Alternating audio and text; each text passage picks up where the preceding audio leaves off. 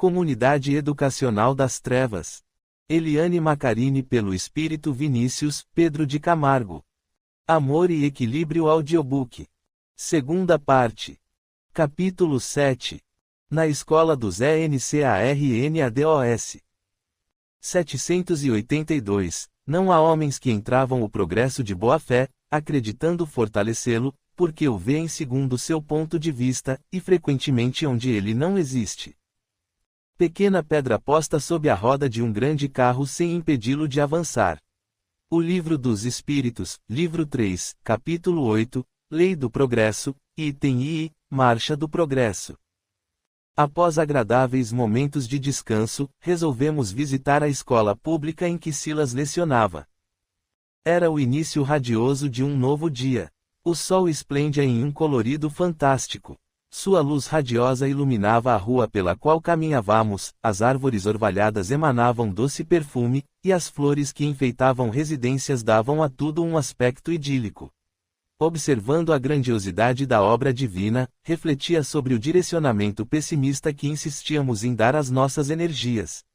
Lembrai-me de que, enquanto preso à matéria, em muitas ocasiões deixava-me vencer pelo desânimo e não conseguia perceber a minha volta aos chamados para a esperança através do renascer da própria natureza. Concluí, naquele momento de introspecção, o quanto é importante para todos nós relembrarmos sensações e sentimentos nas ocasiões mais dolorosas que vivenciamos. Dessa maneira, podemos entender as reticências e falhas de nossos irmãos e despertamos, em nós mesmos, a consciência para a importância do trabalho socorrista, respeitando e aprendendo a amar os espíritos mais necessitados de esclarecimento moral. Aproximamo-nos de grande edificação cercada por extenso pátio ajardinado. O portão destinado à entrada dos estudantes foi aberto. A meninada alegre deu vida ao local, risos, correrias e brincadeiras. A alegria contaminou todos nós, e passamos a acompanhar o início das atividades do dia. Percebi uma menina franzina, com aspecto doentio, que se arrastava pelos corredores da escola. Inek nos convidou para que a acompanhássemos. Bom dia, Carolina, cumprimentou Alice, professora do 5º ano. Bom dia, Dona Alice, respondeu Carolina com a voz enfraquecida. Fico contente com seu retorno. Você está melhorzinha de saúde, meu bem? Perguntou Alice com carinho. Um pouco, mas, enquanto não puder fazer o transplante de medula, será assim, tornou Carolina. Venha cá, sente-se ao meu lado. Ainda temos alguns minutos antes do início das aulas, convidou Alice. Carolina sentou-se ao lado da professora, e esta, com carinho, abraçou-a, dizendo amorosamente: Sabe, Carolina, às vezes nos acontecem coisas que consideramos ruins. É porque não temos o conhecimento das causas, pois ficamos muito presos em nossa própria dor. Sei que sofre com essa doença, ela limita a sua infância. Mas você tem de avaliar o carinho e o amor com o qual cuidam de você, e, pelo que sabemos, há muitas chances de se curar. Sua mãe está grávida, logo essa criança virá ao mundo, e os médicos já constataram que há compatibilidade entre você e seu irmãozinho. Esse espírito que vem vindo aí está provando, desde já, a amizade que tem por você. Isso é o melhor de tudo que anda vivendo, querida. Minha mãe tem ido a um centro espírita desde que a senhora conversou com ela, contou Carolina. Ela tem me explicado algumas coisas sobre a minha doença. O que aprendi melhor foi que estou curando uma doença maior do que a leucemia. Mamãe me disse que posso conseguir curar uma doença moral, e que tudo vai depender de como eu suportar essa dor. Às vezes me esqueço de que tem apenas 10 anos, falou Alice, passando as mãos pela cabeça da amável menina. Não me sinto uma criança, pareço ter vivido muitos e muitos anos, e não apenas 10. Meu pai disse que a dor faz com que a gente cresça e comece a enxergar a vida de maneira diferente, e que é por isso que me sinto com mais idade. Sabe, Dona Alice, não reclamo não, mas tem dia que é mais difícil. Sinto muita fraqueza e muita dor em todo o corpo, aí fico meio desanimada, confessou Carolina. Eu sei, meu bem. Mas um dia você vai olhar para trás e perceber que venceu mais uma limitação, então se sentirá mais forte e mais sábia. Nesse instante, as outras crianças começaram a entrar na sala de aula e, contentes, rodearam Alice e Carolina. Muito bem, vamos dar as boas-vindas à nossa querida amiga Carolina. As crianças fizeram um semicírculo em volta da garota e passaram a cantar belíssima canção popular, Canção da América. Canção da América. Composição, Fernando Brant e Milton Nascimento. Amigo é coisa para se guardar. Debaixo de 7 chaves. Dentro do coração. Assim falava a canção que na América ouvi, mas quem cantava chorou ao ver o seu amigo partir, mas quem ficou, no pensamento voou. O seu canto que o outro lembrou e quem voou, no pensamento ficou uma lembrança que o outro cantou. Amigo é coisa para se guardar no lado esquerdo do peito. Mesmo que o tempo e a distância digam não, mesmo esquecendo a canção. O que importa é ouvir a voz que vem do coração. Seja o que vier. Venha o que vier. Qualquer dia, amigo, eu volto pra te encontrar. Qualquer dia, amigo, a gente vai se encontrar. Emocionados, percebemos a concentração energética sublime que envolveu a doce criança. Em seguida, uma equipe médica se fez presente e, durante o tempo em que durou a canção, essa energia foi aplicada aos pontos frágeis do perispírito de Carolina. A menina respirava pausadamente, pareceu-nos que percebia o auxílio que recebia. Com os olhos marejados de lágrimas, observava um a um de seus colegas. Agradecida, fez silenciosa prece de agradecimento. Nossa, meu Deus, acredito que não vou ficar mais triste. E, quando isso estiver para acontecer, quero lembrar esse momento, cada um de meus amigos cantando para mim, aí não vou chorar nem ficar deprimida. Isso valeu tudo, obrigada, meu Deus. A canção terminou e todos queriam abraçar a amiga que retornava ao convívio do grupo estudantil. Alice, com a voz trêmula pela emoção, convidou a todos para ocuparem seus lugares. Voltamos ao pátio e passamos a observar a movimentação característica da escola. Equipes de trabalhadores do plano espiritual se esforçavam para esclarecer espíritos fanfarrões que insistiam em posturas doentias. Equipes comandadas pelos senhores das trevas iam e vinham trazendo espíritos ignorantes e sofredores com a intenção de atrapalhar o andamento do programa escolar. Observamos uma equipe de espíritos malévolos reunidos discutindo qual o melhor meio de ação para o dia. Temos um trabalho a realizar. Não se esqueçam de que aquele que não fizer o que foi mandado será castigado. Vocês 3 aí, chamou, dirigindo-se a 3 jovens com terríveis deformações perispirituais. Na hora do recreio, quero aquele grupo já drogado, e você vai dar um jeito de a diretora não aparecer por lá. Vocês cuidam do professor Célio, ele já está dependente das drogas e sem dinheiro, está na hora certa de fazê-lo traficar aqui dentro. O aviso foi dado. Quem não cumprir as tarefas, vai para as masmorras. E, ao dizê-lo, saiu em direção à porta da escola. Inek pediu nossa atenção e passou a nos distribuir tarefas. Daniel e Maurício, procurem neutralizar a interferência no grupo de jovens, aqueles que foram encarregados de influenciar a necessidade do vício adictício, pelo que pudemos observar, são escravos das trevas, por isso mesmo executam tarefas por medo, e não por acreditar no que fazem. Vinícius, mantenha-se ao lado do professor Célio. Eu seguirei o infeliz irmão que saiu da escola. Uma equipe se unirá a nós nesse trabalho. Dirigi-me à sala de aula ocupada pelo professor Célio, que se encontrava sentado atrás de uma mesa, de frente para a classe. Os alunos, distraídos diante de uma folha de papel ao maço, respondiam a questões de matemática, tarefa que se destinava à avaliação bimestral do grupo. Célio olhava os alunos um a um, como se avaliasse um possível comprador de substâncias alucinógenas. A seu lado, o espírito que viramos receber a tarefa de assediá-lo esforçava-se em exercício de hipnose. Manipulava fios energéticos que se originavam em seu córtex cerebral e os ligava ao centro nervoso de Célio. Feita a ligação fluídica, passou a emitir comandos verbais. Isso mesmo, você precisa de dinheiro. Olhe quantos possíveis clientes. E você não tem culpa, eles fazem porque querem. Além do mais, droga não é tão ruim assim. Repetia e repetia sem cessar os comandos mentais. Cada vez mais necessitado dos alucinógenos, Célio levantou-se descontrolado, derrubando a cadeira. O barulho despertou a atenção dos alunos, que o olharam com assombro. Célio, desconcertado, justificou-se com a classe. Desculpem, voltem à prova.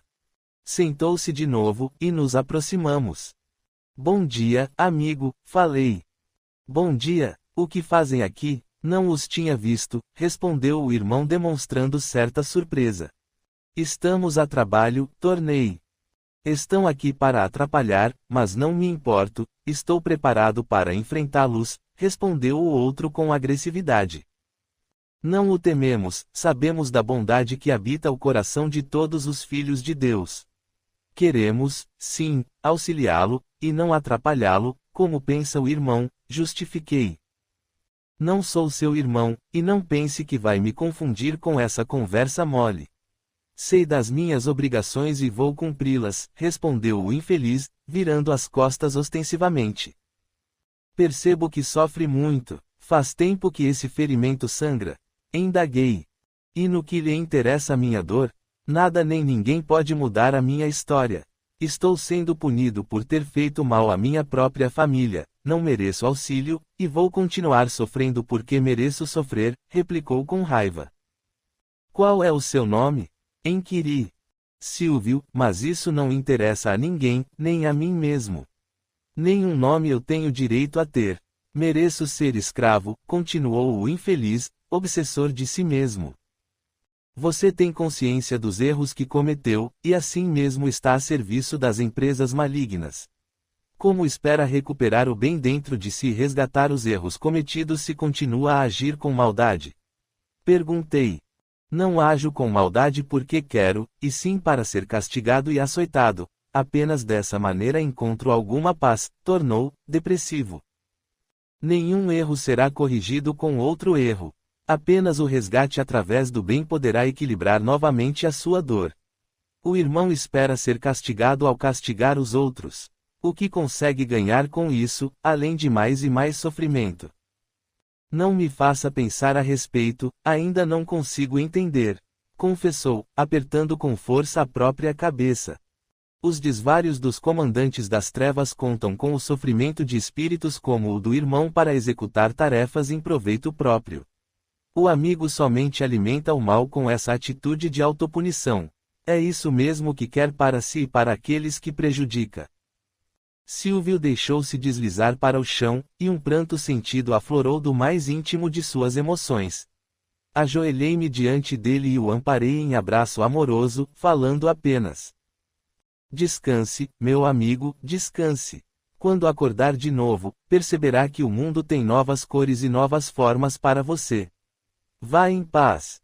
Irmãos amorosos o acomodaram em uma maca suspensa no ar e o transportaram a um pronto-socorro da espiritualidade. Voltei-me para Célio e passei a dispersar a densa energia que o envolvia.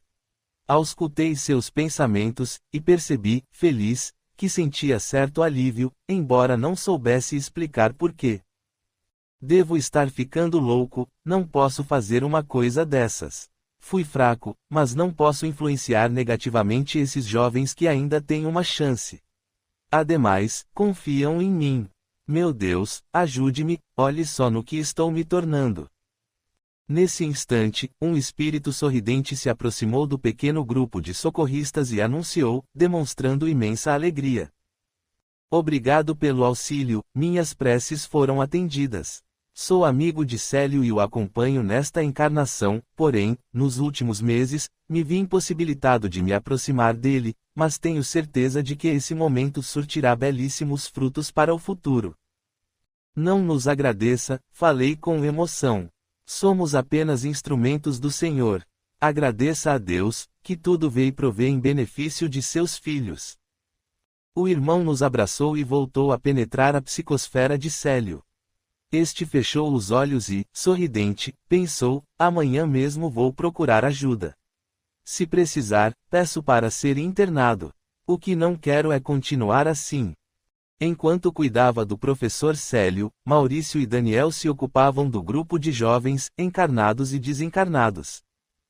Capítulo 8. Libertação. 783. O aperfeiçoamento da humanidade segue sempre uma marcha progressiva e lenta. Ao progresso regular e lento que resulta da força das coisas, mas quando um povo não avança bastante rápido, Deus lhe provoca, de tempos em tempos, um abalo físico ou moral que o transforma. Sendo o progresso uma condição da natureza humana, ninguém tem o poder de se opor a ele. É uma força viva que as más leis podem retardar, mas não asfixiar. Quando essas leis se tornam de modo incompatíveis com o progresso, ele as derruba, com todos os que a querem manter, e assim será até que o homem harmonize as suas leis com a justiça divina, que deseja o bem para todos, e não as leis feitas para o forte em prejuízo do fraco. O homem não pode permanecer perpetuamente na ignorância, porque deve chegar ao fim determinado pela providência. Ele se esclarece pela própria força das circunstâncias. As revoluções morais, como as revoluções sociais, infiltram-se pouco a pouco nas ideias, germinam ao longo dos séculos e depois explodem subitamente, fazendo ruir o edifício carcomido do passado, que não se encontra mais de acordo com as necessidades novas e as novas aspirações. O homem geralmente não percebe, nessas comoções, mais do que a desordem e a confusão momentânea que o atingem nos seus interesses materiais, mas aquele que eleva o seu pensamento acima dos interesses pessoais admira os desígnios da providência, que do mal fazem surgir o bem. São as tempestades e os furacões que saneiam a atmosfera, depois de a haverem revolvido.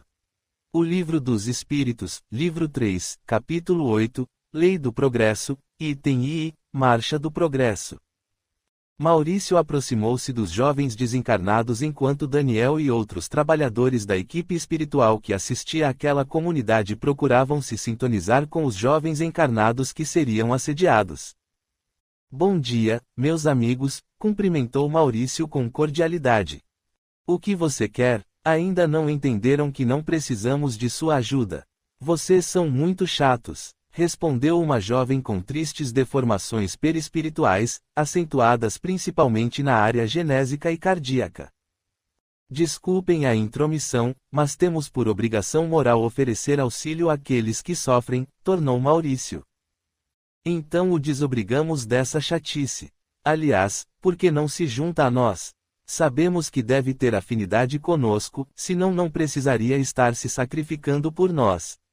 A entidade encarou Maurício com ironia no olhar, e continuou, tem medo de voltar a ser o que ainda é. A irmã tem razão, já caminhei pelo mesmo caminho de sofrimentos. Errei porque não consegui vencer a mim mesmo. Fiz sofrer aqueles que mais me amavam, traí a confiança de meu pai, de minha mãe e de meus irmãos, mas eles nunca me abandonaram. Justamente pelo grande amor que me dedicam, graças ao auxílio de cada um deles, posso, hoje, estar bem e já na condição de auxiliar. Se ainda temo minhas limitações? Claro que sim, mas também confio no que venho aprendendo e exercitando, portanto, a cada dia que vivo me fortaleço e procuro me preparar para um dia, no futuro, voltar encarnado ao planeta e vencer minhas viciações, respondeu Maurício. A fala é bonita. Quero ver se consegue realmente superar as necessidades e resistir àqueles que nos escravizam, declarou um dos jovens, e sua voz transmitia profunda tristeza. Maurício olhou-o com carinho e comentou.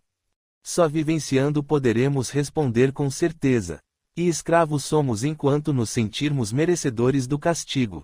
Esse sentimento de autopunição não resolve nossos problemas, apenas o arrependimento sincero dignifica o recomeço de uma caminhada. O amigo acredita realmente que não pode se furtar a essa escravidão? Indagou Maurício. Somos ameaçados. Já fui castigado, e não quero mais passar por isso, prefiro ser escravo a ser punido por rebeldia, desabafou o rapaz. Na casa de nosso Pai amado sempre há lugar para um filho que retorna. Trataze de abençoado perdão aos nossos deslizes morais, e na casa do Pai não há castigos, mas sim oportunidades de refazer o caminho, sem críticas nem punições, precisamos apenas querer retornar ao caminho reto, esclareceu Maurício. Não deem ouvidos a esse aí, ele quer nos enganar. Depois, seremos entregues aos comandantes para sermos torturados, disse uma das moças. Peço que aliviem a mente da dor e de ideias preconcebidas, e permitam que mostremos a morada para onde poderão ser encaminhados. Apenas observem. A um sinal de Maurício, a equipe que o auxiliava passou a vibrar em alta sintonia. Uma tela de material diáfano foi plasmada e passou a exibir imagens de um hospital de recuperação, depois as moradias e as escolas, por fim, nos foi mostrada a comunidade educacional Maria de Nazaré vista do alto. Intensa luz brilhava e iluminava cada canto daquela morada. Nesse instante, 2 senhoras e um rapaz se fizeram visíveis a nosso lado. A moça, cujo nome era Lelinha, arregalou os olhos e gritou emocionada. Vovó, vovó Mercedes. A senhora de aparência angelical sorriu com felicidade e estendeu os braços para a neta querida. Minha filha, que saudades! Enfim consigo me fazer visível a seus olhos. Oh, vovó, eu a chamei tanto, e você não veio. Sempre estive a seu lado, porém sua cabecinha andava ocupada com outras ideias, mas, graças a Deus, hoje recomeçaremos uma nova etapa em sua vida. Lelinha e Dona Mercedes continuaram a emocionante conversa de reencontro. Ao mesmo tempo, os 2 rapazes reconheceram seus entes queridos. Fábio abraçou a mãe já desencarnada, saudoso e emocionado, lembrando-se de seu perfume e de seu doce semblante, e Diego avançou emocionado em direção ao irmão, Douglas. Rodeamos o grupo e os transportamos à Casa Espírita Caminheiros de Jesus, local onde receberiam os primeiros socorros. Inek e uma equipe de socorristas seguiam o irmão que saíra da escola após instruir os asseclas sobre as atividades do dia. Ele se deteve diante de uma edificação do plano espiritual que se destinava a recepcionar espíritos recém-alistados na frente de trabalho. Inek nos contatou telepaticamente, indagando sobre a possibilidade de nos encontrarmos com eles. Maurício e Daniel permaneceram no pronto-socorro espiritual e eu me dirigi ao encontro do amigo Inek. Vinícius, entraremos neste entreposto filiado à Comunidade Educacional das Trevas. Recebemos informação do grupo que trabalha nesses sítios a respeito da chegada de alguns jovens desencarnados pelo uso de substâncias tóxicas, e que foram escravizados assim que se processou o desligamento do corpo material do perispírito. Alguns jovens já têm condições de serem socorridos, pois o arrependimento lhes aflora como luz bendita na consciência. Entraremos com eles, somente com o objetivo de observação. O irmão que instruiu o grupo na escola acabou de entrar. Qual é o objetivo desse irmão neste entreposto? Pelo que pude entender, ele serve diretamente à comunidade educacional das trevas. E isso? Perguntei. Adolfo nos esclareceu que esses entrepostos servem como mercado de escravos. Todos os que são recolhidos também são oferecidos aos diversos núcleos de administração dessa comunidade, semelhante ao mercado negro na época da escravidão, esclareceu-me Inek. Semelhante ao mercado negro do plano material. Indaguei, admirado. Exatamente, concordou meu amigo. A diferença é a forma de pagamento. No plano material, a pessoa era vendida em troca de dinheiro ou ouro, ou pedras preciosas. No plano espiritual, a moeda é a troca de favores, disse o meu amigo. Fico aqui matutando sobre tudo o que tenho vivenciado entre os 2 planos, e a semelhança de situações, comportamentos e pensamentos é muito grande, prova viva de que, após o desencarne, continuamos a viver de acordo com as necessidades que ainda temos, as quais, aliás, são diretamente proporcionais ao que somos em termos morais. Só nos desembaraçamos das necessidades viciosas conforme adquirimos entendimento sobre os verdadeiros valores morais, tornou Inek. Devemos nos alegrar com o progresso da humanidade. Hoje são raros os países que ainda mantêm o costume da escravidão, da violência em nome de Deus, dos desequilíbrios sociais. Podemos contar com um número expressivo de espíritos encarnados e desencarnados que trabalham para o entendimento das leis divinas, mas, como toda mudança provoca traumas e resistências, vivemos um momento histórico que transita entre os velhos e os novos costumes. Até que o equilíbrio se faça entre esses 2 extremos, haverá muito trabalho. Devemos agradecer ao Pai a oportunidade de podermos ser aqueles que auxiliam, completei emocionado. Mas, deixemos a filosofia para mais tarde. Adentremos o edifício e observemos. Convidou Inek. Passamos a visitar a construção e, mais uma vez admirado, percebi a disciplina e a organização daquela comunidade das trevas. Observamos, em um grande auditório, uma quantidade expressiva de jovens sentados na audiência, cabisbaixos alguns e animados outros. Nesse instante, adentrou a extensa sala um grupo de espíritos que nos pareceu serem serviçais das energias trevosas. Foi ordenado a 2 indivíduos de aparência malévola que se organizasse uma fila. Após executada a tarefa, os indivíduos eram examinados por esse grupo. Utilizavam-se de aparelhos que faziam algumas medições, depois do que eram reunidos em grupos diferentes de utilidade. As fileiras foram organizadas e, após a finalização da tarefa, foram direcionadas para saídas diferentes. Acompanhamos um desses grupos. Eles foram acomodados em uma sala menor, onde comandantes de diversas organizações trevosas já esperavam com impaciência. Um leilão teve início. Percebemos que cada um dos indivíduos leiloados era classificado por numeração arábica. Deduzimos que os números mais elevados exigiam recompensas maiores. Feita a distribuição dos escravos, os comandantes ordenavam aos serviçais que acorrentassem a nova aquisição. Os infelizes, algemados pelas mãos e pelos pés, eram ligados uns aos outros por pesadas correntes. Conforme iam se afastando, ouvíamos choros e lamentos. Entristecidos pela ação que havíamos presenciado, elevamos nosso pensamento a Deus e oramos por aqueles que necessitam ser libertados pela própria consciência. Reunimo-nos ao grupo que nos permitiu a entrada no edifício, e que acolhia em pequeno veículo alguns espíritos tristes e chorosos. Continuamos invisíveis. Alguns irmãos, trabalhadores daquela morada, conversavam a um canto, e ouvimos o seguinte comentário de um deles. Hoje conseguimos um número maior de escravos para negociar, estamos nos fortalecendo. Os do outro lado não tiveram muito sucesso, só sumiu meia dúzia. O comentário foi seguido por uma risada de escárnio.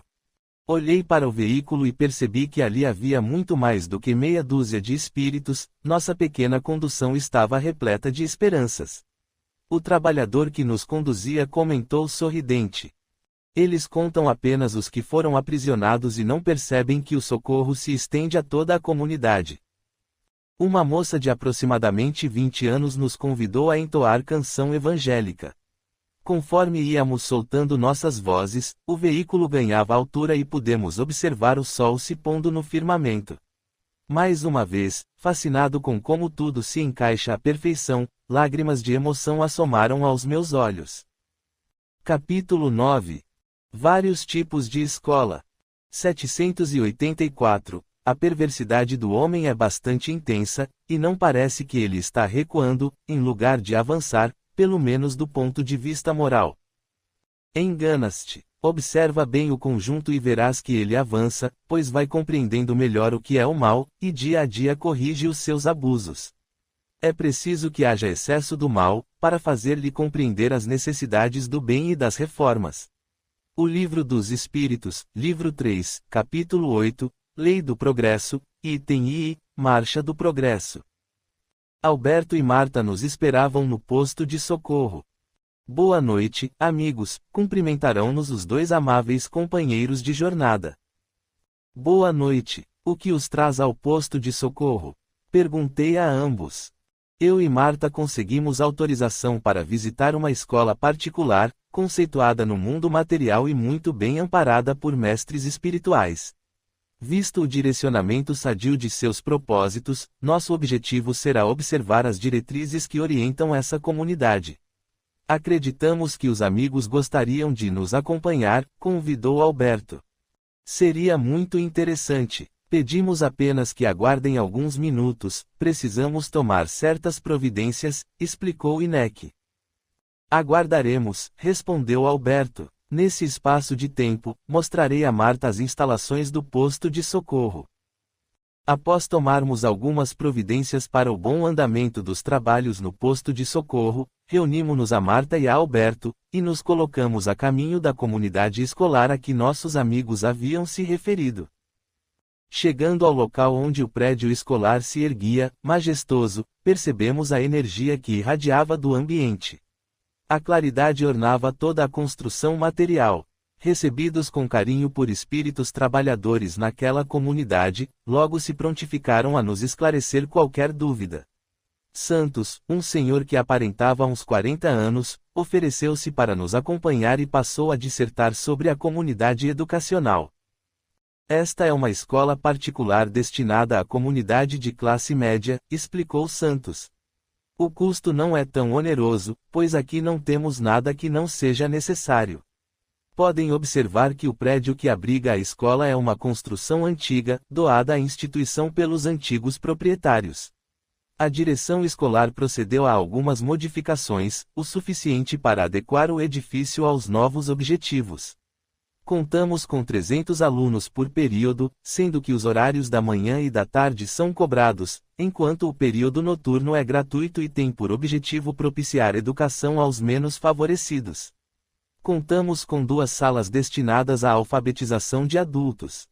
Esse período gratuito conta com colaboradores voluntários e não remunerados. Perguntei com curiosidade. A escola funciona no método de cooperativa, todo o lucro é revertido em prol dela mesma.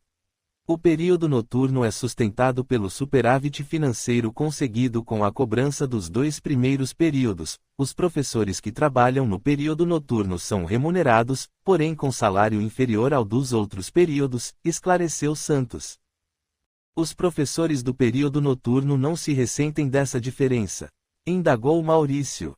Não, pois são justamente professores que laboram nos outros períodos. Há uma escala muito bem organizada para não sacrificar nem um, nem outro, e, todos os que se propuseram a doar uma parte dos proventos a que teriam direito, fazendo por amor aos educandos.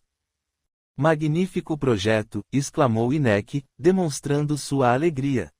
Vou convidá-los a presenciar o final de uma reunião dos coordenadores da casa. Por favor, me acompanhem, pediu Santos. Adentramos uma sala de porte médio, que abrigava no interior uma grande mesa de reuniões cercada por 20 cadeiras.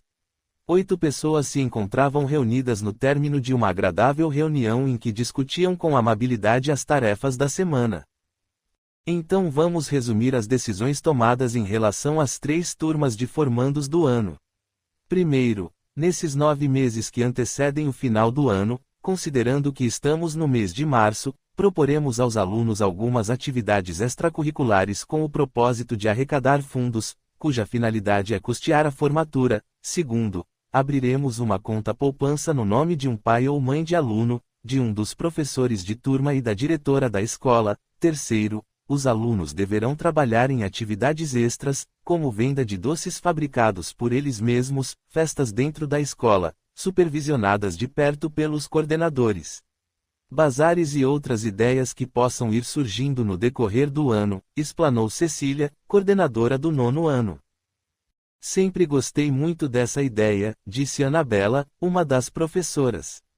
Os alunos custeiam a formatura com trabalho pessoal e de grupo, trazendo ainda a colaboração dos pais para esses eventos, e o mais importante é que desenvolvem o senso de responsabilidade e passam a valorizar o dinheiro que lutam para ganhar. Acredito que essa atividade contribui sobremaneira para a educação de nossos jovens. Gosto muito de ver a animação dessas crianças. Já notaram o brilho que têm nos olhos? Outro dia eu as observava durante o intervalo para o lanche. Elas fazem planos e se sentem importantes em poder contribuir com as festividades de formatura.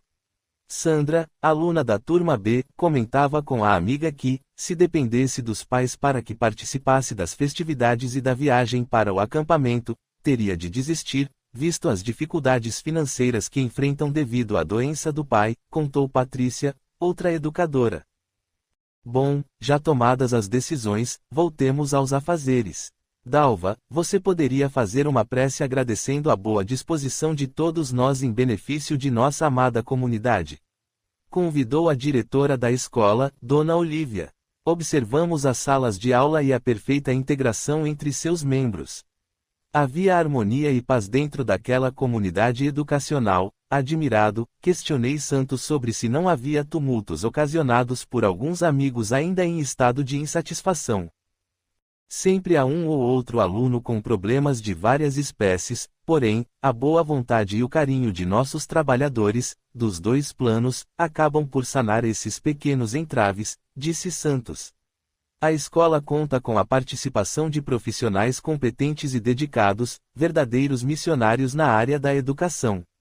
A direção fornece todas as condições necessárias aos empregados para a formação de seu intelecto por meio de literaturas pedagógicas e psicológicas, atualização através de cursos e outras tantas oportunidades que vão surgindo. O que considero de maior valia para a perfeita harmonização é a integração amorosa e amigável entre o quadro de funcionários e a retidão de propósitos na educação. Quando acontecem problemas com um aluno, qual é o procedimento normal? Indagou Alberto. O professor que identificar o problema deverá se reportar ao coordenador de grupo. Este deverá observar e procurar identificar as dificuldades, e então propor soluções, explicou Santos. Se essa providência não for suficiente e não sanar as dificuldades encontradas, os problemas são levados à direção e ao conselho psicológico, que, por sua vez, procederá da mesma maneira que a coordenação.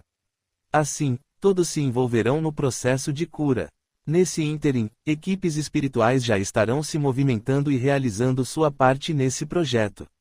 O aluno ficará sob supervisão direta do mentor espiritual, que será convidado a participar do trabalho de socorro. A família será visitada e também beneficiada nesse processo. Identificado o problema que provoca o comportamento desequilibrado do aluno, se for necessário a família será convidada para uma conversa esclarecedora, e também solicitada a ajuda do grupo familiar. Você teria um caso para nos relatar como exemplo? Inquiriu Marta com curiosidade.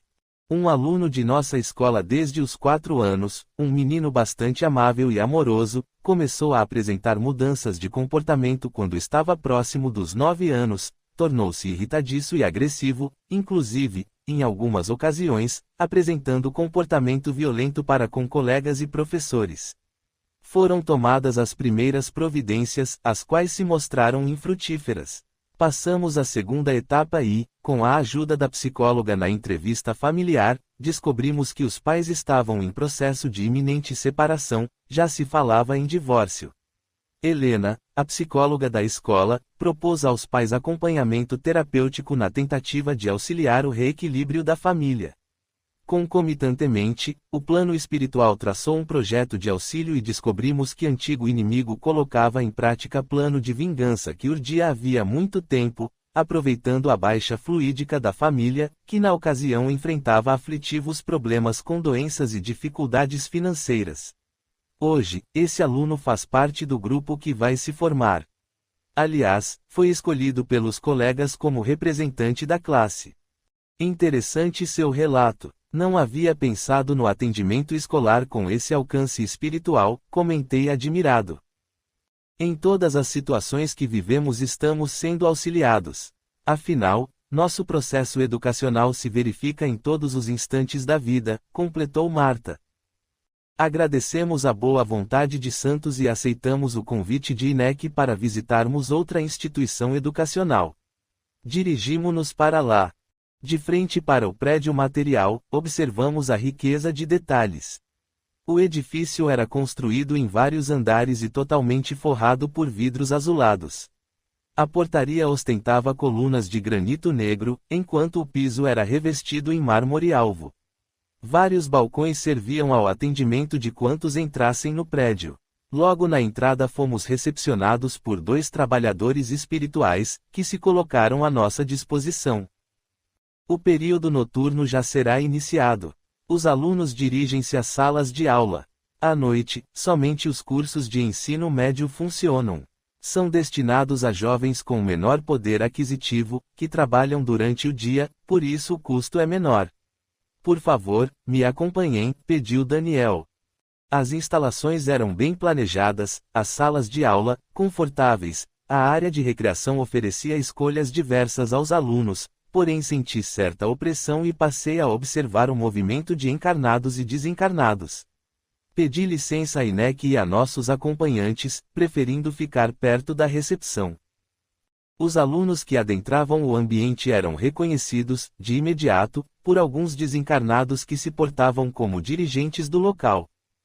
A recepção era coberta por um teto alto, e à sua volta apresentava-se um mezanino em forma ovalada, cercado por uma grade de proteção. Espíritos semelhantes aos seguranças, tão em moda na atualidade, observavam tudo. Nesse momento, um senhor calvo que vestia um terno muito bem cortado entrou pela grande porta central, seguido de perto por indivíduos de aparência musculosa. Logo foi cercado por um grupo de espíritos arruaceiros. Pensei, naquele instante, que os tais seguranças viriam em socorro daquele senhor, porém, abismado, percebi que se comunicavam com os assediadores, orientando sobre a melhor maneira de conseguir sintonia vibratória. Daniel se aproximou e me informou. Este é um dos proprietários da escola e diretor-geral. É um espírito ganancioso e de moral duvidosa. Conseguiu grande fortuna enganando e roubando quem cruzasse seu caminho. Os espíritos que o assediam são contratados por uma equipe vinculada à comunidade educacional das trevas, e descobrimos que tem um plano para desestruturar essa escola por meio do tráfico de drogas.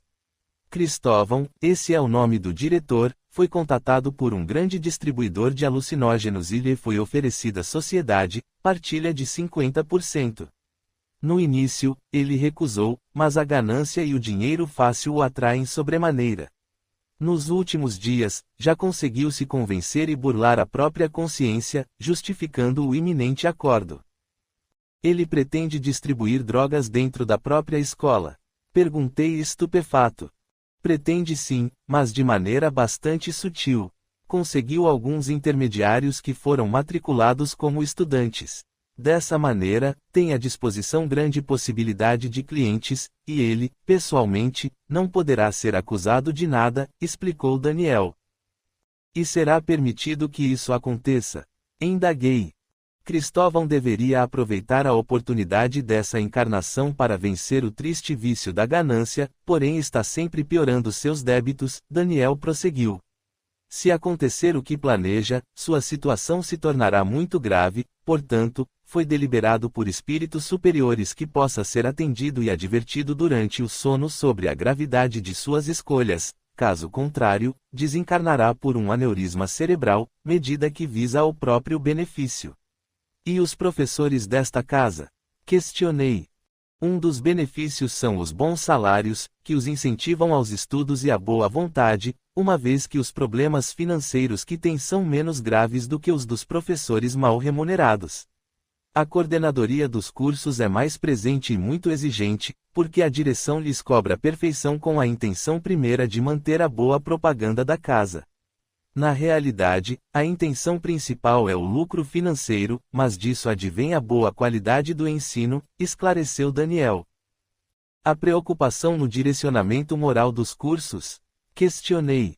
Infelizmente, poucos mestres se preocupam com isso, em particular devido ao objetivo de formar intelectualmente os alunos para que tenham sucesso nas provas do vestibular, Daniel explicou. Na realidade, se observarmos, é apenas treinamento intelectual. Porém, alguns alunos aproveitam o conhecimento intelectual e o associam aos conceitos morais recebidos da família. Mas também temos alguns professores amorosos que procuram ir além do simples ato de ensinar. Visitamos uma escola pública, e a frequência espiritual é bem mais ignorante do que aqui, observei. Daniel respondeu-me com um sorriso. Não se iluda com as aparências. Observe essa aluna que vem chegando. A moça loura acompanhada por esse espírito de aparência perfeita. Indaguei. Exatamente. Vamos nos aproximar e escutar a conversa mental entre os dois, convidou Daniel. Aproximamo-nos com suavidade do casal e passamos a observá-los. Que droga! Não queria vir à escola hoje, mas, se fico em casa, depois não posso sair, pensou a garota. Isso mesmo, retrucou a entidade. Aí não poderíamos nos divertir, e hoje é sexta-feira. Saindo daqui vamos fumar um cigarro de maconha e quem sabe aquele amigo seu não lhe oferece um pouco de cocaína. Vou ligar pro Kaká, considerou a moça mediante inspiração do espírito. Se pedir, ele faz o que quero. Vou lhe dizer que desejo ficar com ele, mas só se tiver algo mais para mim. Ele vai entender. Você precisa ligar para o pai e dizer que vai dormir na casa de uma amiga, assim podemos ficar sossegados e sem hora para voltar. Nunca perceberão como ficamos doidões. Vou ligar para a Val e avisá-la sobre a mentira que contarei. Direi que vou dormir na casa dela. A moça pegou o celular e logo tomou as providências que haviam arquitetado. Passei a observar a energia fluídica que os ligava e percebi que o moço de aparência agradável apenas plasmava suas feições, na realidade, possuía graves deformações perispirituais. O perispírito é maleável, e aquele que conhece essa característica e sabe como utilizá-la cria para si mesmo a aparência que lhe satisfaz no momento, falou Daniel. André, esse é o nome do espírito que acompanha Marina. Foi irmão dela nesta encarnação, mas acabou provocando o próprio desencarne em violento acidente. Eram companheiros de desvario e continuam nessa simbiose doentia.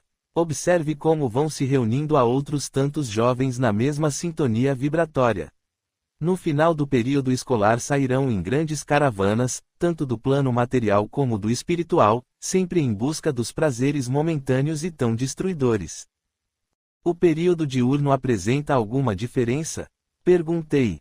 Apenas na comunidade infantil. A ingenuidade da criança é encantadora, porém, conforme vai se aproximando da adolescência, as tendências características de cada um passam a aflorar, a malícia desperta através das necessidades físicas, e a ingênua manifestação da vida vai se perdendo. No momento histórico social que vive o planeta, essas manifestações afloram cada vez mais cedo. A mídia, o descaso e a ausência de adultos responsáveis e limitadores permitem que a situação se agrave dia a dia. Observamos muitos jovens perdidos, sofrendo de terrível solidão, sem saber sequer a quem recorrer. Não raro, o recurso vem de maneira errada. Infelizmente, o orgulho e o egoísmo graçam desenfreados, e o que acaba ocorrendo são cegos conduzindo cegos, constatou o amigo Daniel com expressão pesarosa. Mas nem tudo é tão desequilibrado, não é? Perguntei.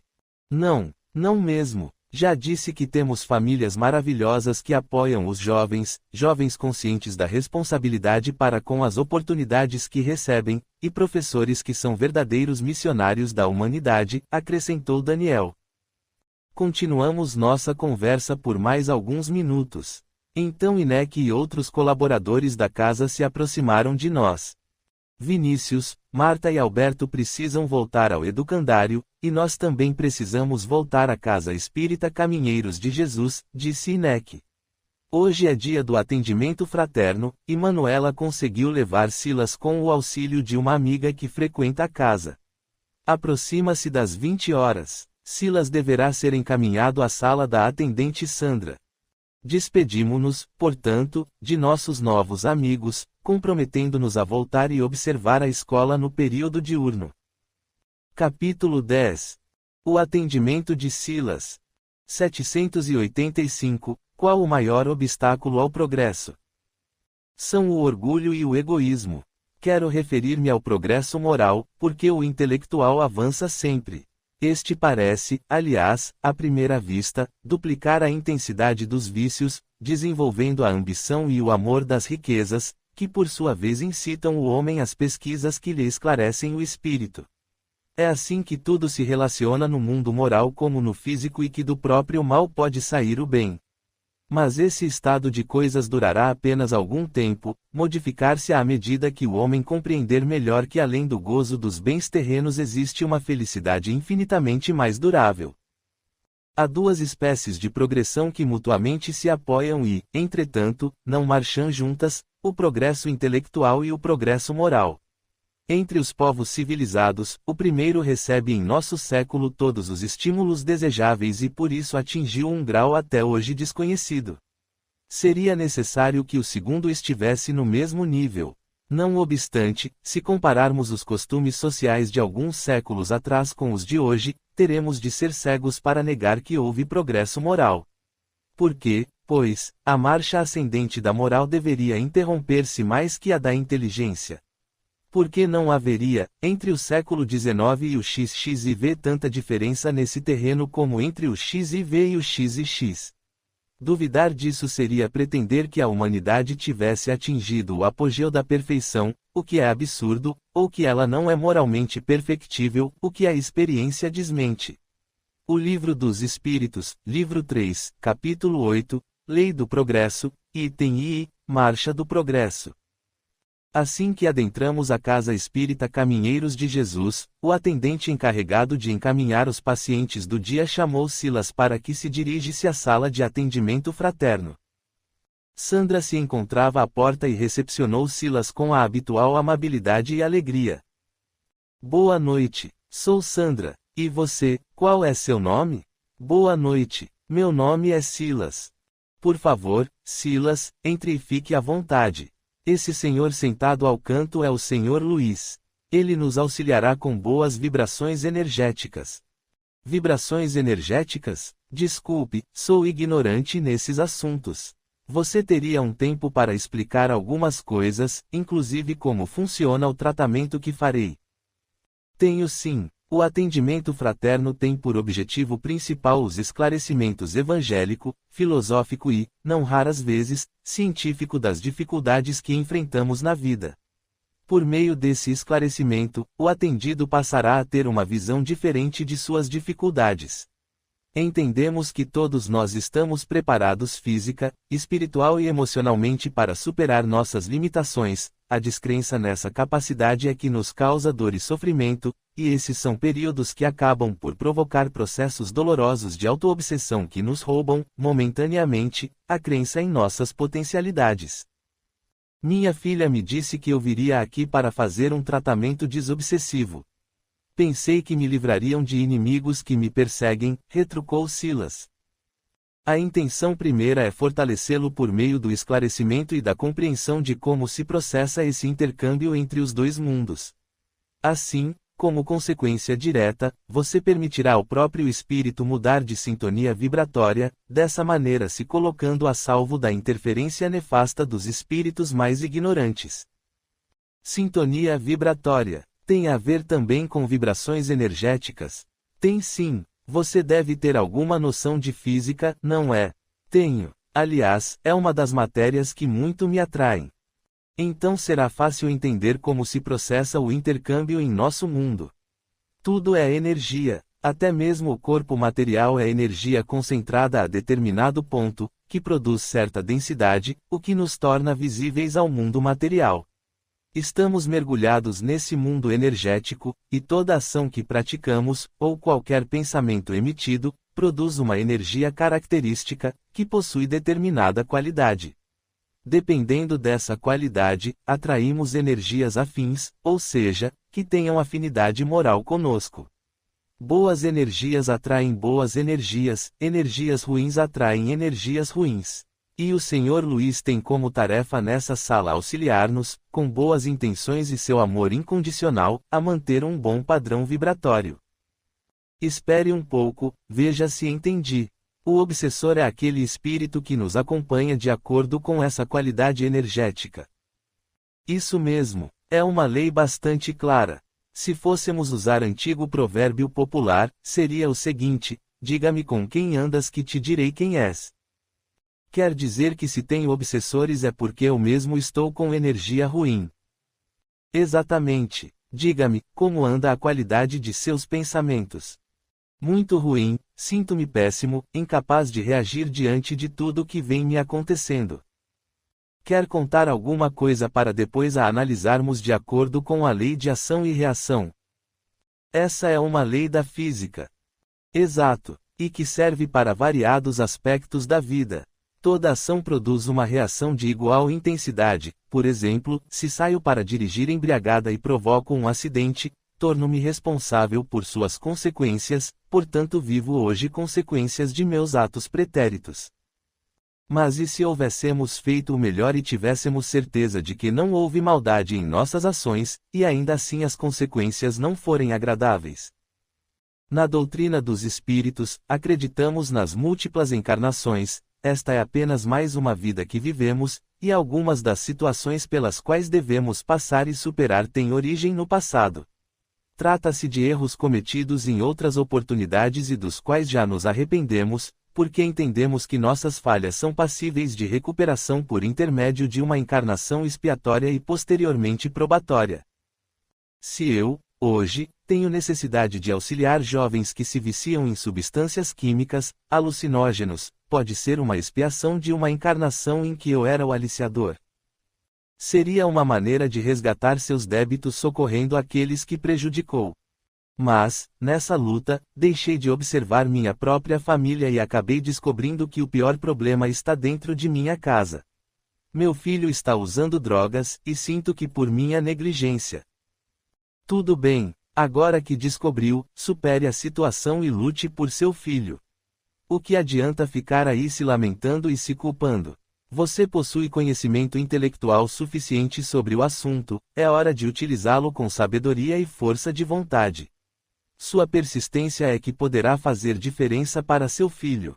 E, vindo aqui, cobrindo a lacuna da parte moral, entendendo como todo o processo se desenvolve, tudo ficará muito mais fácil, pois a diferença serão a fé e a esperança em dias melhores. Até mesmo no trabalho que já realiza a diferença se fará sentir.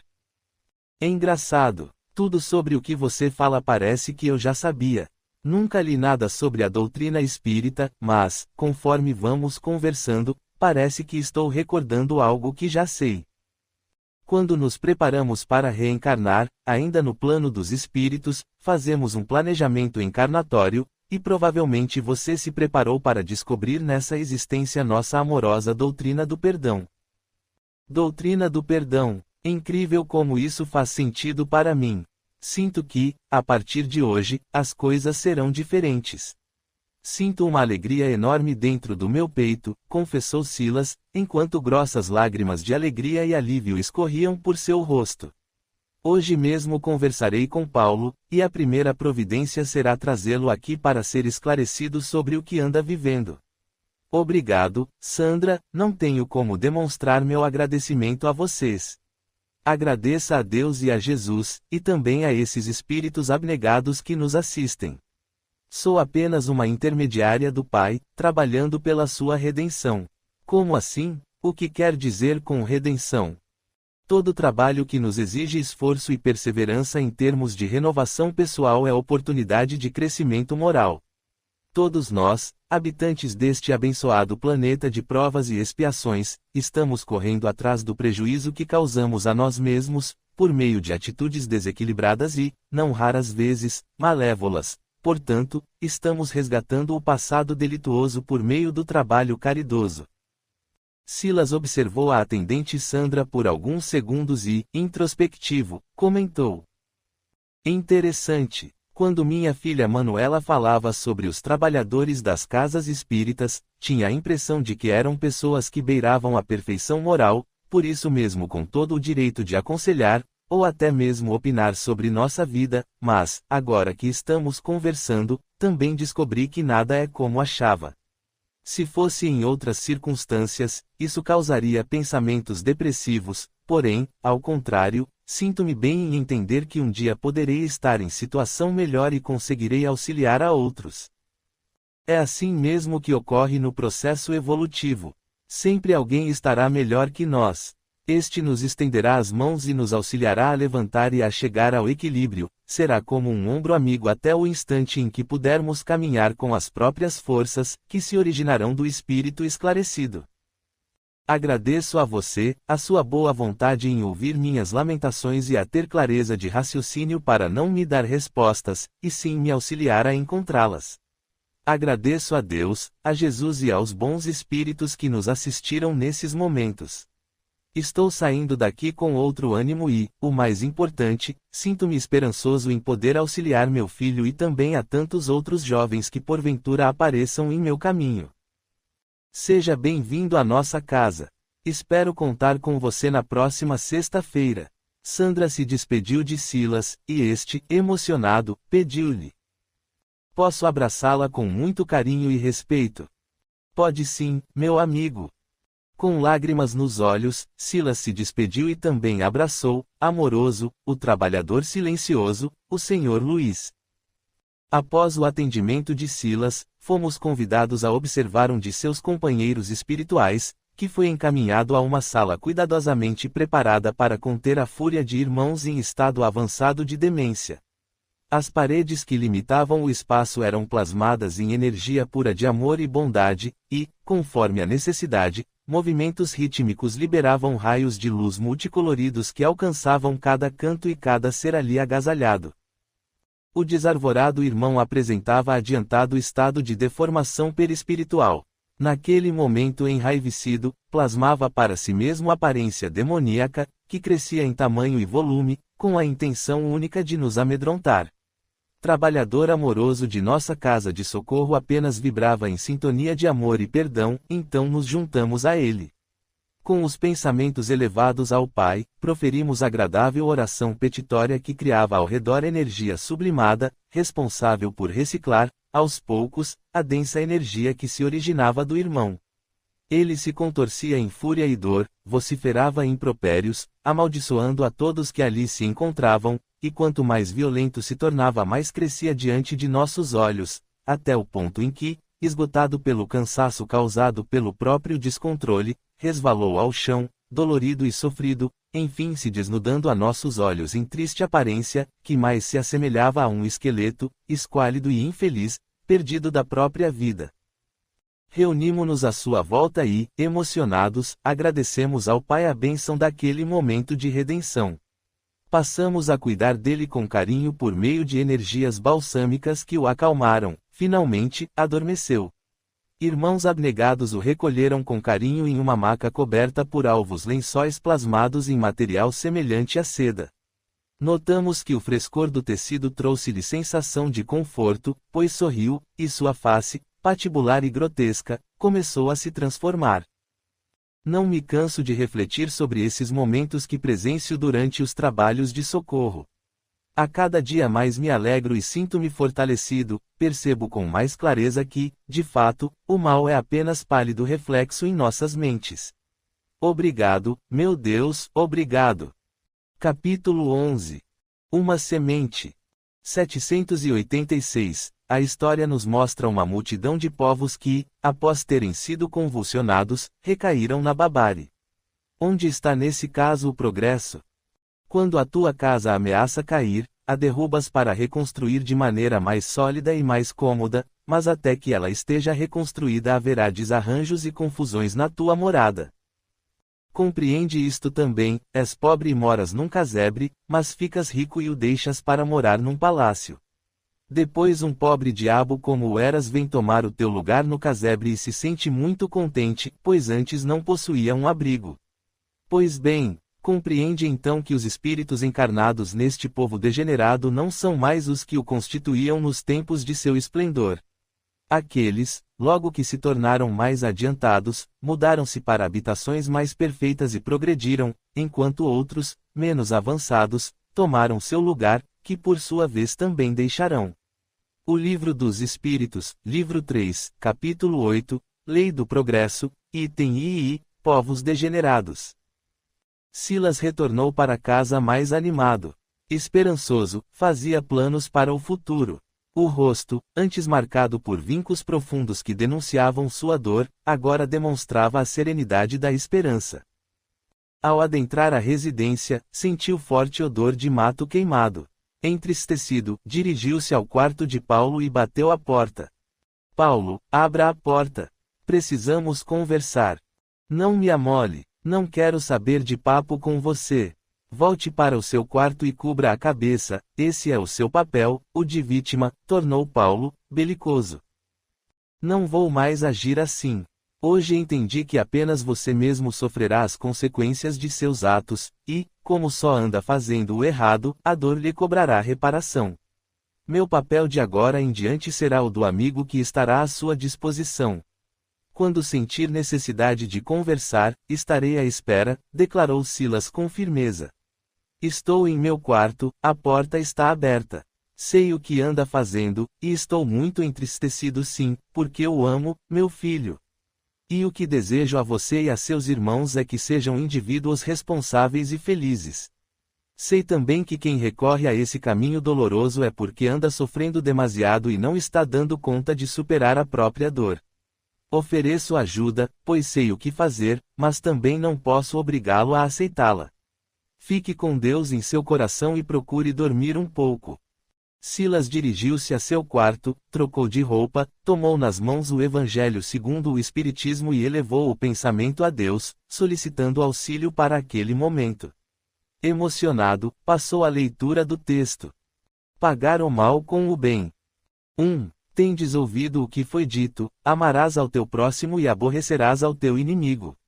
Mas eu vos digo, amai os vossos inimigos, fazei bem aos que vos odeiam e orai pelos que vos perseguem e caluniam, para serdes filhos de vosso Pai, que está nos céus, o qual faz nascer o seu sol sobre bons e maus, e vir chuva sobre justos e injustos.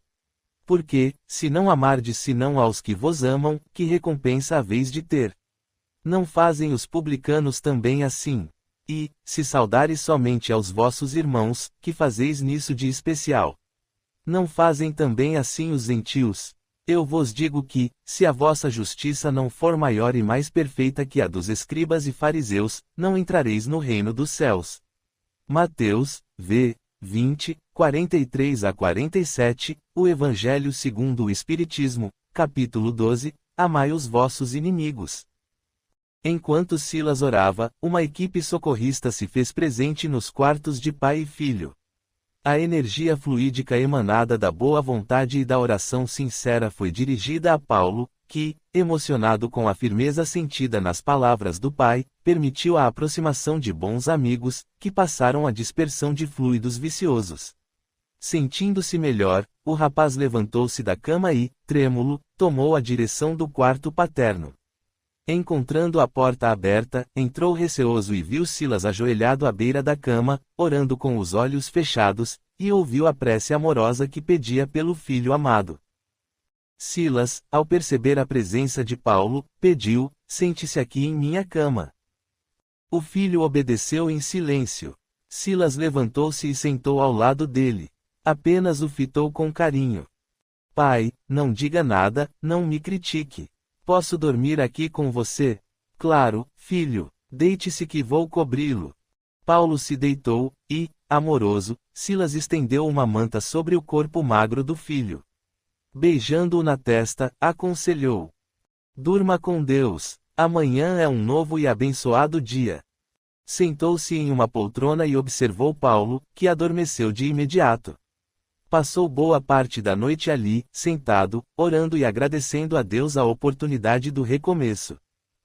Inácio e eu aproveitamos os momentos de descanso do jovem Paulo e o auxiliamos a desvincular-se do corpo denso, conduzindo-o à sala de tratamento psicológico da Casa Espírita Caminheiros de Jesus. Primeiro procedemos à reciclagem energética, livrando-o dos miasmas viciosos provocados por pensamentos doentios e vícios adictícios. Ele foi isolado da influência dos companheiros espirituais ainda malévolos, os quais também passaram a receber auxílio. Em seguida, Inácio passou a liberar suas funções cerebrais por meio da aplicação de energia no centro coronário. Paulo foi despertando e, amedrontado, nos olhou perguntando: quem são vocês? Onde estou? Isso parece um hospital. Estou doente? Acalme-se. Você está entre amigos. Meu nome é Inácio, e este é Vinícius. Realmente você se encontra em um posto de atendimento, pois está adoentado. Sabe por quê? São as drogas. Mas ontem só fumei maconha, e não foi muito. Estava sem dinheiro, e os traficantes não querem mais me vender enquanto não pagar o que devo. Mas nem sei por que estou dizendo isso a vocês, nem os conheço. Que engraçado. É como se pudesse confiar em vocês, sem medo nenhum. Manuela, sua irmã, tem conversado muito com você sobre a vida após a morte do corpo material, não é mesmo? Indagou Inácio. Paulo, com olhar desconfiado, passou a observar tudo à sua volta. Introspectivo, comentou: aqui tudo parece diferente. Está querendo me dizer que morri? Perguntou Paulo com os olhos arregalados. Não, você ainda está encarnado. Quando Manuela falou sobre o mundo dos espíritos, também comentou sobre o fenômeno do desdobramento pelo sono, você se lembra? Indagou Inácio. Ela disse que, enquanto o corpo dorme, nosso espírito visita o mundo dos espíritos. Contou que, por eu estar usando drogas, após adormecer, me uniria a outros jovens que fazem o mesmo, e ainda disse que muitas vezes poderia até ser escravo dos espíritos maldosos. Apesar de gostar muito desse assunto, não acreditei, talvez até mais por medo de ser verdade do que por outra razão qualquer, confessou o rapaz. É verdade o que Manuela disse. Chama-se lei de afinidade. Espíritos de evolução moral semelhante se atraem, explicou Inácio com seriedade. Quer dizer que meu corpo está dormindo e eu estou no mundo dos espíritos? Indagou Paulo, admirado. Exatamente, meu jovem amigo. E esse lugar é um posto de socorro espiritual que tem por objetivo auxiliar aqueles que sofrem. O trabalho que nossa equipe realiza é direcionado à saúde mental, tornou o irmão Inácio. Então é um tratamento psicológico? Perguntou Paulo. Isso mesmo, respondeu Inácio. Já fiz tratamento psicológico, e não resolveu nada, desabafou Paulo com certo desânimo. Mas nosso direcionamento é um pouco diferente, mais profundo. Voltemos às conversas que teve com Manuela. Lembra-se de que ela falava sobre vivermos várias encarnações? Que essa experiência não é a primeira que temos sobre o planeta como espíritos encarnados? Inquiriu Inácio. Lembro sim, nesse mesmo dia, ela contou que eu já tinha uma predisposição para usar drogas, uma vez que desde muito pequeno demonstrava essa tendência. Aliás, meu pai deixou de comprar bebidas alcoólicas porque eu acabava achando e tomando. Até hoje lembro a primeira vez que tomei algo com álcool. A sensação foi de muito prazer, e eu tinha apenas uns 6 anos. Mas isso não prova a existência de uma vida em que também fosse viciado, declarou o rapaz. E como você explicaria essa tendência que aflorou tão cedo e com tanta familiaridade? Vocês são em 4 irmãos, todos receberam o mesmo direcionamento moral. Por que só você manifestou essa limitação comportamental? Perguntou-lhe Inácio. Tudo seria mais fácil se eu soubesse dessas experiências anteriores, disse Paulo. Estou muito confuso com tantas informações e novos conceitos de vida. Para ajudar, nem estou acordado. Pelo que Manuela me contou, ao acordar não me lembrarei de nossa conversa. Então, como farei para modificar meu comportamento? Enquanto conversamos, sua energia característica está sendo modificada, esclareceu Inácio. Os miasmas criados em virtude de seu comportamento, atitudes e pensamentos foram reciclados, para que tenha a oportunidade de modificar sua maneira de viver. A conversa que estamos tendo ficará gravada em sua mente e vai aflorar de forma intuitiva conforme for necessário. Você receberá apoio de seus familiares, como já deve ter sentido em relação a seu pai.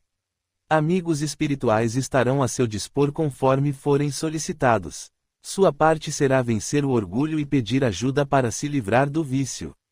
Vai retornar outras vezes, em que será atendido e esclarecido de acordo com sua capacidade de entendimento. Quanto mais se esforçar, mais fácil será a recuperação. Quanto às lembranças de outras experiências, elas virão, aqui ou enquanto acordado, conforme as necessidades do momento. Então tenho condições de lembrar algumas coisas? Indagou Paulo com curiosidade. Quando necessário, e se necessário. Conforme o amigo for esclarecido sobre as leis que regem o universo, perceberá que o que de fato importa são nossas ações presentes e futuras. O passado não podemos modificar, só é importante como lição para escolhermos melhor o futuro, explicou Inácio com firmeza. Sinto-me melhor. Será que terei coragem para pedir ajuda? Quis saber Paulo. Sua voz denotava certa insegurança. Essa é uma escolha que poderá modificar seu futuro. Sua vida o deixa feliz. Se a resposta for não, então pergunte se vale a pena alimentar atitudes orgulhosas. Mas agora é hora de voltar ao corpo físico. Em breve nos encontraremos novamente, está bem? Despediu-se Inácio, e, em seguida, passamos a energizar nosso amigo e o auxiliamos a retornar à matéria. No dia seguinte, um sábado radioso, a luz morna da manhã aquecia o planeta, abençoada morada de todos nós, espíritos em busca de redenção. Manuela, como sempre fazia, levantou-se cedo, cuidou dos 2 filhos e do marido, e depois se dirigiu à casa do pai. Ao adentrar a residência sentiu que algo estava diferente. Notou que tudo parecia mais limpo e leve.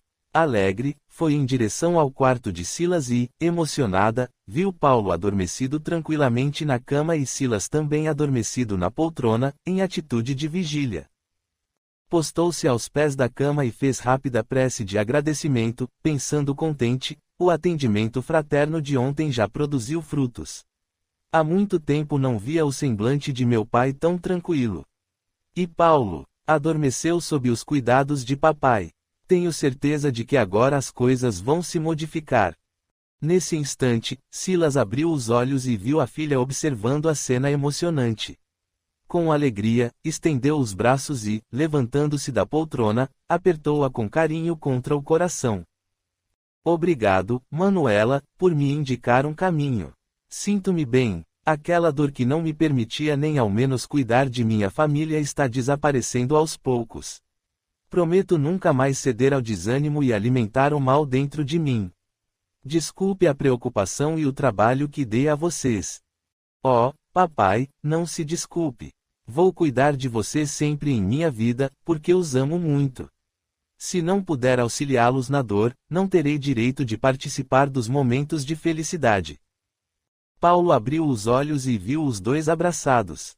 Manuela, e eu? Perguntou. Não vai me abraçar também? Com os olhos repletos de lágrimas, a adorável moça abraçou o irmão e lhe respondeu. Todos os dias. Vou abraçá-lo todos os dias. Quero pedir uma coisa a vocês. Por favor, desejo ser internado para me livrar do vício. Por favor, me ajudem. Silas e Manuela se entreolharam, sorriram e, juntos, abraçaram Paulo com muito carinho. Com grande emoção, passaram a rezar o Pai Nosso em voz alta. Um jorro de luz divina alcançou a família e os fortaleceu nesse momento de redenção. Nesse instante, Pedro e Paola, os gêmeos filhos de Silas, adentraram o quarto. Curiosos, indagaram. O que está acontecendo? Por que estão chorando? Silas estendeu os braços para os 2 jovens, convidando-os a se aproximar. Choramos de felicidade, respondeu o aliviado pai. Venham aqui e se juntem a nós. A partir de hoje, seremos de novo uma família. Não vou mais abandoná-los, serei o pai que merecem. Venham aqui. E, renovada na leveza que via estampada nos semblantes dos ali presentes, Manuela continuou. Em O Livro dos Espíritos, na questão 786, Allan Kardec pergunta aos espíritos superiores por que recaímos nos erros, e recebe a seguinte resposta: quando a tua casa ameaça cair, a derrubas para a reconstruir de maneira mais sólida e mais cômoda, mas até que ela esteja reconstruída haverá desarranjos e confusões na tua morada. Lembremos, agora, nessa retomada de consciência familiar, que nossa luta para consertar as coisas apenas se inicia, e que não devemos desistir nos primeiros obstáculos, mas sim ser firmes e persistentes em nossos objetivos. Manuela não via, mas a mãe, Adelaide, também presente, a inspirava a prosseguir. Você, Paulo, lembre-se de que tem a seu lado pessoas que o amam incondicionalmente, não se envergonhe de pedir auxílio ao perceber que não conseguirá vencer a si mesmo, a seu vício. Apenas dessa maneira conseguirá ser forte para viver melhor. E vocês 2, Pedro e Paola, peço-lhes que não façam mais acusações desnecessárias nem críticas maldosas, devemos todos reconstruir para viver com felicidade. Estarei aqui à disposição de vocês, como sempre estive, e conto com você, meu pai, uma vez que sozinha me sentirei fraca e triste. Tenho certeza da vitória sobre nossas limitações, precisamos apenas ficar unidos. Manuela silenciou, e a família a abraçou com carinho e em silêncio. Presenciamos, mais uma vez, a maravilha que produzem o amor, o recomeço e a serenidade de acreditar em dias melhores, apenas pelo fato de resolvermos acreditar na bondade de um Pai amoroso e na intercessão dos trabalhadores de Jesus, sobretudo por decidirmos, com firmeza de propósitos, fazer nossa parte nessa transformação magnífica da vida, caso contrário, todo auxílio recebido secará, como faz a semente em solo árido. Capítulo 12. O Projeto Malévolo. 787. Não há raças rebeldes ao progresso por sua própria natureza. Sim, mas dia a dia elas se aniquilam corporalmente. 787a. Qual será o destino futuro das almas que animam essas raças? Chegarão à perfeição, como todas as outras, passando por várias experiências. Deus não deserda ninguém. 787b. Então, os homens mais civilizados podem ter sido selvagens e antropófagos. Tu mesmo foste, mais de uma vez, antes de seres o que és. O Livro dos Espíritos, livro 3, capítulo 8, Lei do Progresso, item II, povos degenerados. Alguns dias se passaram em relativo equilíbrio para a família de Silas. Adelaide veio nos visitar com intenção de solicitar auxílio para a comunidade trevosa, que insistia no assédio a seus tutelados, apesar de estes estarem mais resistentes devido à busca por uma vida mais saudável e de união. Porém, ela também nos informou que eles, adversários do bem, mobilizavam-se para alargar seu campo de ação. Bom dia, Inek. Bom dia, Vinícius. Cumprimentou-nos Adelaide com a habitual amabilidade. Bom dia, Adelaide. É, de fato, uma felicidade recebê-la em nossa casa de socorro, falou Inek. Solicito auxílio de seu grupo de socorristas. Venho do posto intermediário junto à comunidade educacional das trevas, e observamos intensa movimentação de grupos variados e treinados com o propósito de causar confrontos violentos dentro das escolas terrenas, Adelaide anunciou com objetividade.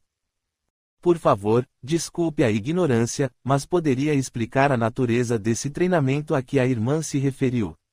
Perguntei curioso. Sabemos que o planeta recebe na crosta espíritos encarnados ainda com comprometimentos morais graves, afinal, uma encarnação assistida pelo plano espiritual superior é uma oportunidade de renovação no caminho da evolução, visto que muitos desses irmãos não tiveram ao menos a capacidade de participar de um planejamento encarnatório junto a espíritos superiores, portanto, estão em abençoado mandato compulsório, ainda vivem em tristes panoramas mentais e são facilmente influenciados por espíritos afins ou mesmo obedecem a tristes objetivos das comunidades com quem têm afinidade. Moral, no único propósito de perpetuar o mal e atrapalhar o progresso que já está se delineando em nossas mentes. E, sob nosso olhar atento e minha expressão indagadora, prosseguiu. No início do século XX, comunidades trevosas se reuniram ao perceber os planos de renovação do mundo maior, passando a se organizar e projetar ações contrárias com a intenção de anular o trabalho de socorro iniciado.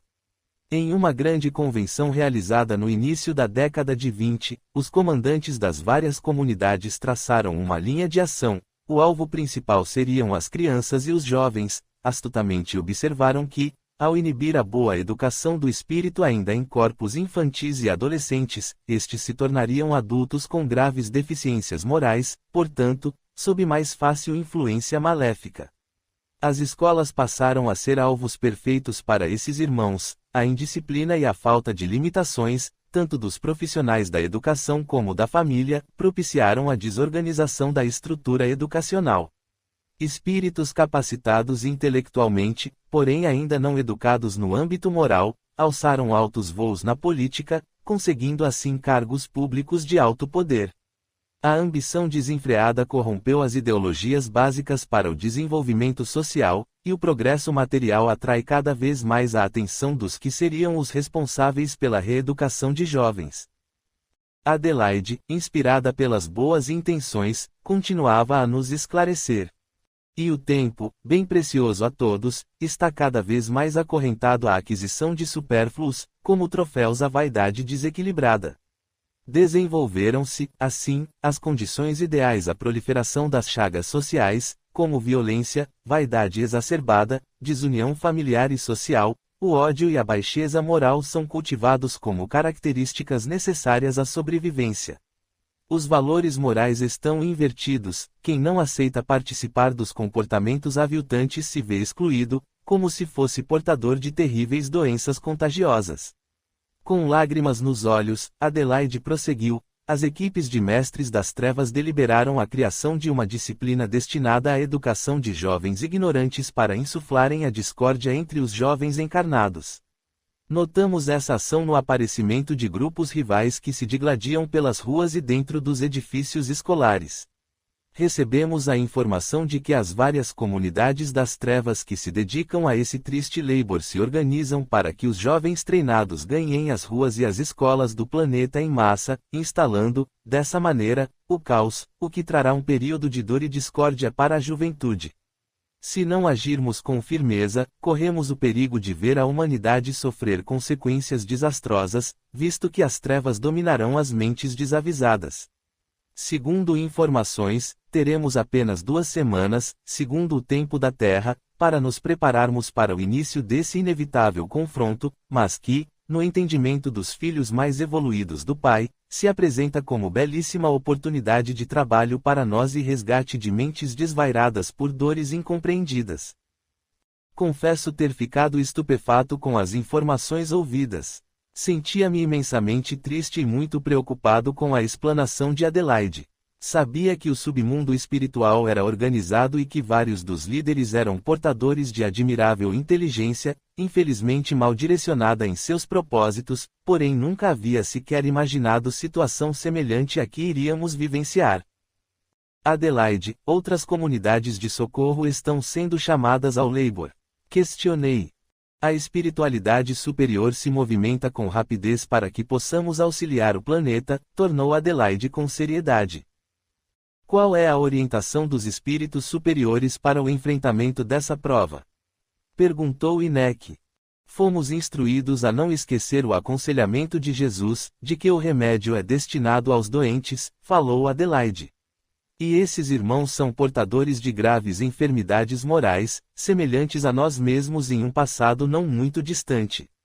Porém, devemos agir com determinação e firmeza, demonstrando que não mais toleraremos interferência em nosso trabalho cristão, comportamento que deveremos assumir com dignidade e doçura, auxiliando a despertar consciências adormecidas com amor. Dessa maneira contribuiremos para que possam compreender a gravidade de suas escolhas desequilibradas. E aqueles que se mantiverem irredutíveis em sua escolha? Indaguei, demonstrando preocupação. Na casa do Pai há lugar para todos os filhos. Aqueles que insistirem em permanecer nas trevas serão encaminhados a outras moradas, pois a terra não terá mais as condições adequadas à reeducação desses seres, respondeu Adelaide. Qual será a primeira providência que deveremos tomar? E qual região de trabalho nos caberá? Indaguei. Vamos nos reunir a outras equipes que laboram na região da grande cidade de São Paulo, tanto a cidade material como as comunidades do plano espiritual. O alvo principal dos comandantes das trevas serão as capitais dos estados e algumas cidades de maior volume populacional. Estaremos sob a orientação de admirável entidade espiritual, de nome Estela, que possui larga experiência no trato psicológico de jovens.